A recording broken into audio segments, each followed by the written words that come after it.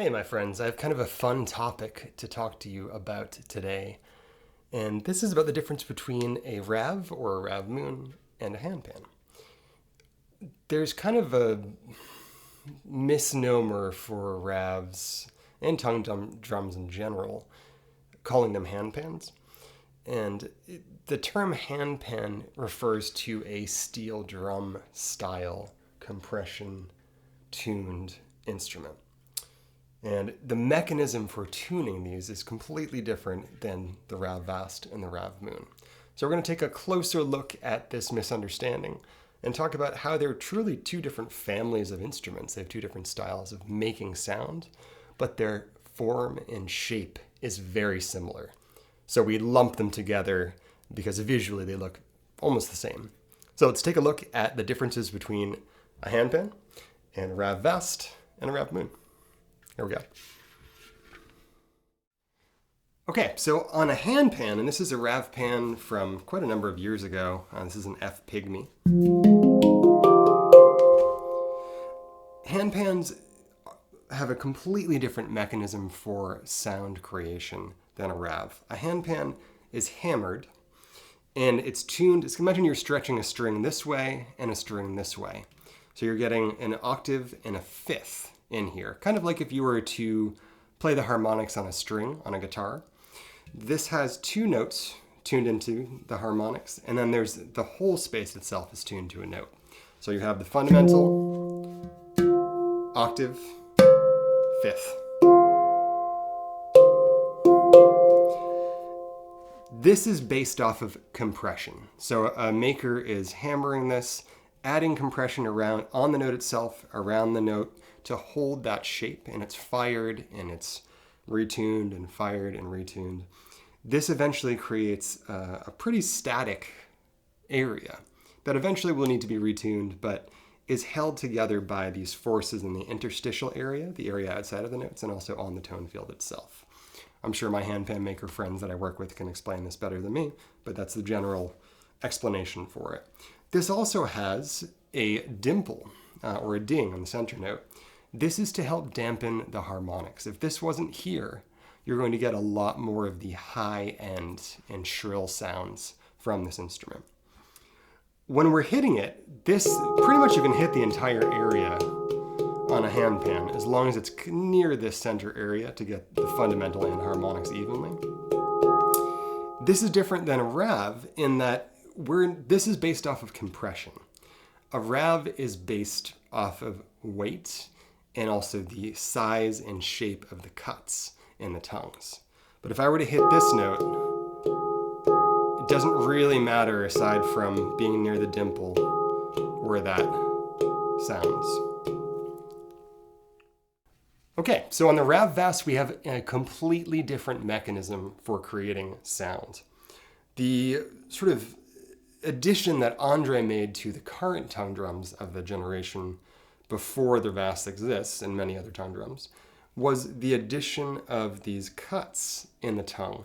If these tongues had no slits in them at all, it would just be one note. And sometimes there's a harmonic tune because of this stem area. But Andre found a way to make decorative but functional cuts in these tongues to tune other notes. So unlike the handpan that only has the octave, fifth, and then the fundamental, whatever the main note is, the RAV has a whole array of harmonics and partials that center around whatever the low note is. So this one's a B. And then we have the harmonic up here, tuned on the stem. And there's also another note tuned over the AST. It's a higher harmonic. And we have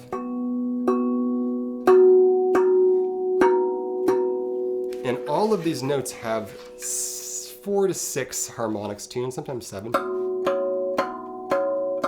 There's 1, 2, 3, 4 that are easily accessible. The reason that the RAV has such a rich sound as well is you have a lot more notes that are related to the one note that you're hitting. It's kind of like playing a triad when you're hitting a single note. That really fills out the space in a different way. So one of Andre's other innovations, aside from the harmonics, was to create an internal bracing system. I don't know if anyone's had the plug fall off on the back of their instrument on older generations, but on the inside you can see this sort of spider web shape. And this bracing system is what really gives the RAV life, because it transmits energy from one note across the instrument. It's almost like they're using the bracing system to not only isolate the notes, but integrate the instrument as a whole. And you can kind of hear this difference if you hear a well-tuned tongue drum with harmonics that doesn't have an internal bracing system. It has a completely different sound. It's not a bad sound. It's not a good sound. It's just a different quality of sound and has a different flavor. The RAV feels very lively and very whole and very integrated because of how it's braced.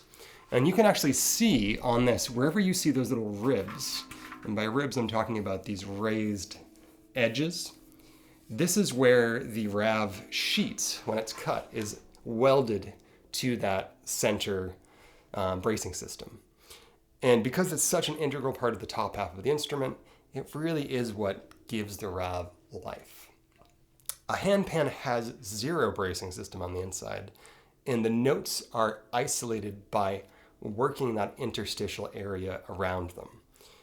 The soft and hard borders of handpans as well can give you a different idea. This was a RAV pan again, and so they were using a note press, and then they were working the area around the notes. Some people don't use note presses when they're making handpans, but you can see this really sharp edge here. And the sharper the edge and the more work people are putting here, the hope is that it isolates a note from another note. So if you were playing your B chord of the oldest generation of RAVs, or B Anolio, the F sharp and the G, or the A and the B flat, depending on what scale it is, those two notes want to have crosstalk with each other because they're half step apart. And RAV decided later on that if they change the angle of the tongue, they can control that negative interaction. It's called a crosstalk. On handpans, the same deal. If they change the angle, they can change where the energy is being sent, but they can also put work around it to isolate that note. Another difference is that handpans have an opening called a goo or a port. And this serves a couple functions. You might not be able to hear it on your speakers, but on a handpan, there's another note that comes out of this bottom part that some makers will modify to match the ding note. And this kind of brings integration to the instrument, and it makes the low end match the sound of the top. Unlike a RAV, which relies on the bottom shell for reflection. So if we were to take the top off of the shell or the plug off of the back of it, you would hear that the sound would change suddenly.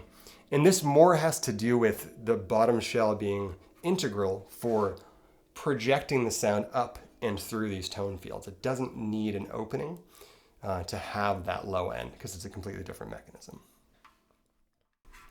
So looking really close at these notes, we can see that we have these divisions in the tone field. And this RAV is vibrating as a whole. The whole note itself is vibrating. And then each of the cuts is vibrating independently as you're hitting it.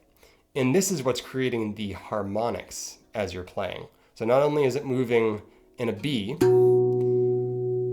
each of those pieces is vibrating at their own length and wavelength to create other notes. And you can see that all of those cuts have a function on the RAV. The way you can tell how low a note is going to be is how large this area is.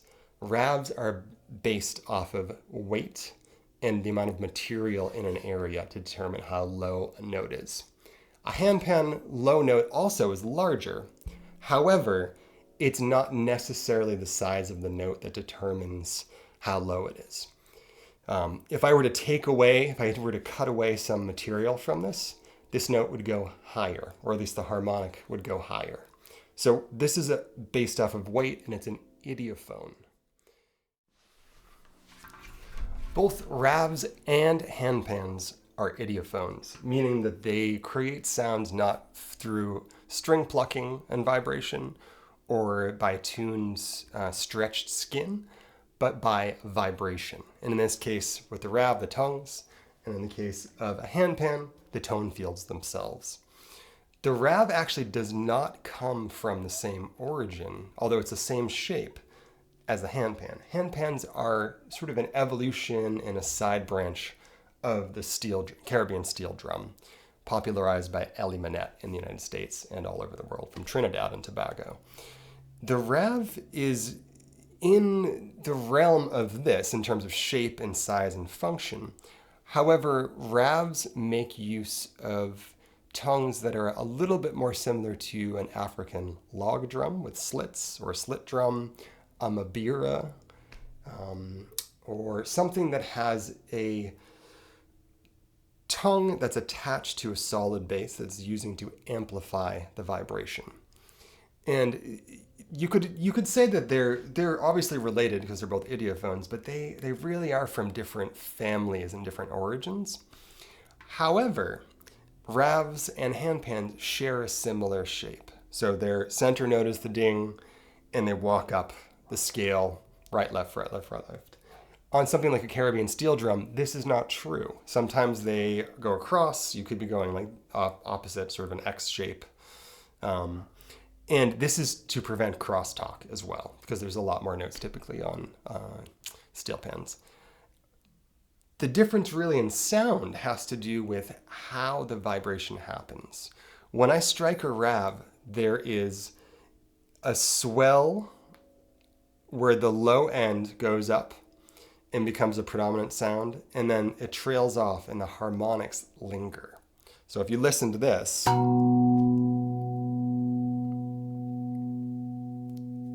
as the low trails off, you can hear the higher end remain. On a handpan, we get this initial impact sound. It swells and then it decays in a completely different way. At some point, I'll maybe do a video where I have a spectrographic tuner and also some sound analyzing software, because it would be really interesting for you to see how a handpan swells and decays versus a RAV. But the difference in playing style is that RAVs have notes that really linger for a long time. So you either need to plan around that or just work that into your playing and learn to control it. The handpans, I would say, that are steel, stainless steel, amber steel, those instruments tend to have a sound and a length of resonance that's similar to the RAV. But again, what is left over as the note decays and slowly it's quieter is different on a RAV versus a handpan. So I'm gonna give you guys an example of that really quick. What's unique about the Moon is that the Moon does not have this forward vibration that the RAV Vast has. Instead, it's almost like they took the two halves of a RAV tongue and twisted them. So now instead of vibrating in one direction with the pieces going like this, it's kind of vibrating as a wave. Both sides are kind of vibrating and transmitting the energy across. You'll hear in a second when I give an example, but the Moon has a completely different sustain and decay than a handpan and a RAV Vast has. So let's take a look at a D Celtic handpan, D Celtic Moon, D Celtic RAV, and just get a comparison between the three.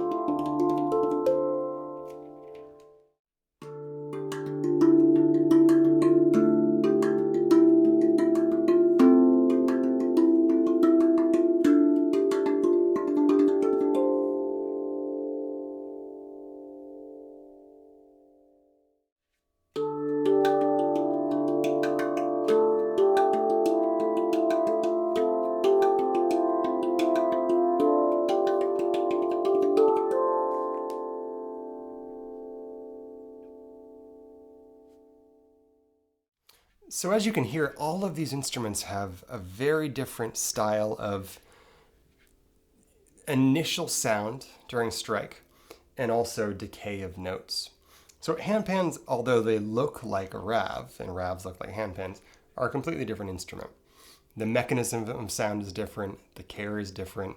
RAVs don't come out of tune, handpans can come out of tune. So I think for people thinking about the two of them, they each have their advantages. RAVs are durable, they're going to last a long time, they don't need to be retuned, and they have a smaller profile as well. Handpans have a very rich and beautiful sound, but you need to be careful playing them in the sun and not let children smack them around, or dogs or cats. So there's a use for both of them. I don't draw the comparison between them. I think of them as two distinct instruments. As a professional musician, I play both of them in my performances. Handpans are beautiful for some of the pieces I write. RAVs are beautiful for other ones, but they're not the same instrument. They're different instruments. And I think for players that are looking for a unique twist on something they wrote on the RAV, playing it on a handpan is interesting. And if you wrote something on a handpan, playing it on a RAV can be interesting as well. Changes the flavor, changes the feeling of it, depending on which you choose. And now that we have the Moon as well, the Moon in a sense has a similarity to the handpan in that it's tuned with fundamental, octave, and fifth. So you'll hear in that audio demo that I just did that the D Celtic handpan and the D Celtic RAV Moon share some similarities. I hope you guys understood all of this, and I hope that this was useful for you in understanding the differences between the handpan and the RAV Vast and the RAV Moon. And if you're hoping to see content like this in the future, be sure to be in touch and let me know what you want to see next in comments. Talk to you guys soon. Happy playing.